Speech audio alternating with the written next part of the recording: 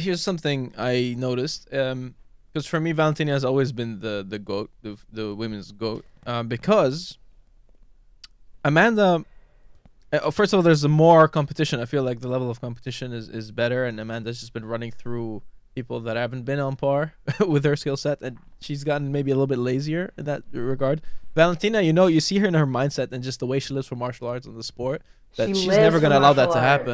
arts. The way she talked Yes. about, like, oh, I know I'm so much better than these people, but I have to keep upping myself. She has to outdo herself every time, and she cannot live with herself if she doesn't put on a near flawless performance. Like, her goal is to have a perfect fight where she makes not a single mistake, and that's something to thrive for that probably nobody will ever manage, to be 100% flawless.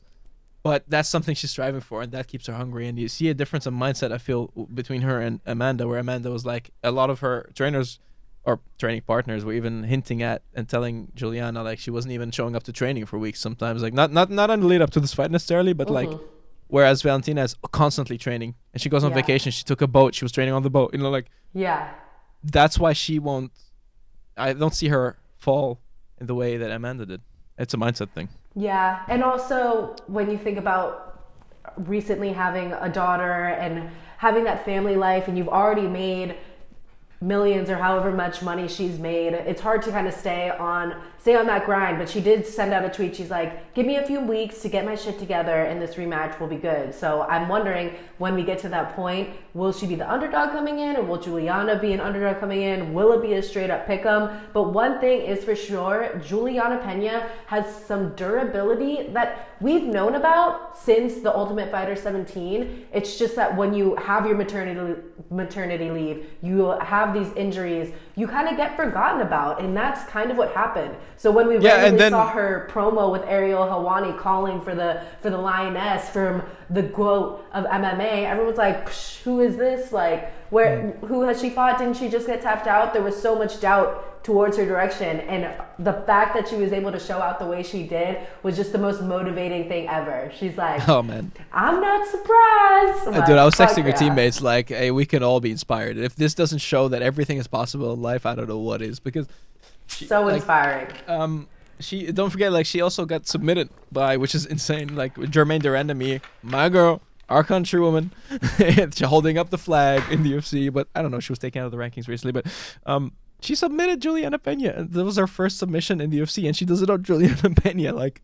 So that was Wow. something I think people put way too much in. Like, it's like one of those errors, like, once in the 100 times, 1 in 100 times, you're going to make that error. And also in 1 in 100 times, the other person's going to catch it. That was that one time where the stars aligned. We're like, oh, Jermaine, put her to sleep, actually. She choked her out to sleep. Yeah. And people would put way too much into that, I think. Whereas if you look at it, Kat Zingano completely demolished Amanda when that was Amanda's only loss, at least in the UFC. Julianna Peña completely destroyed Kat Zingano, in the same skill set, in the same way that Kat Zingano demolished Nunes. So if you do, MMA math maybe works in that way. In this case, MMA math does work. Although the shocking thing is that Julianna didn't do it with the grappling that people thought was her path to victory against Amanda, if she even had one. It's the arrogance of like, is that all you got? I'm gonna make you gas out by punching me in the face, and I'm gonna just keep coming at you and hit you with 3 more shots than you hit me every time. You hit me with 1, I'm gonna trade off with 3. It wasn't the most technical. It was just like, Amanda was like, hey, this is not so. Who does it? You're not supposed to do this. You're supposed to be intimidated by me. Like, no, I'm gonna keep hitting you so that you swing and miss. And at some point, she had her timing so downright. Like, sorry, I'm gonna get a little bit technical, but what I noticed most is like when she was landing those jabs, and when Joe Rogan was like, "Oh, she's sticking her with a jab," it was like she was hitting her at the exact moment that she was resetting every time. Yeah. The only time boxers also get clipped all the time, the best of boxers, you can hit them, is the moment they're resetting. Yeah. And Amanda needed that reset, and she just couldn't reset because every time she was about to reset, she had the timing. Julianne had the timing, so she had to step back. Yeah. And instead of resetting, she started swinging wild instead of the reset. So she was getting hit on top of swinging and missing and gassing herself out. Yeah. And by then, it's like, shit, 2.5 minutes left, and I have no gas left. Of course, you get taken down and you're gonna quit, as they call it.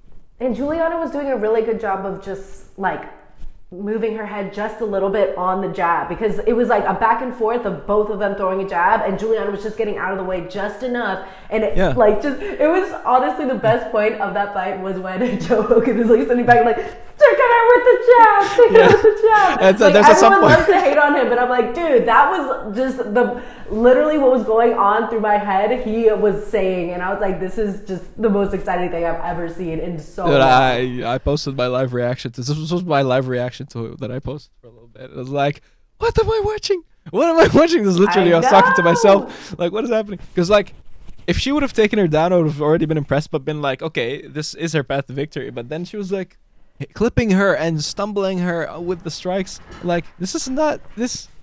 Who?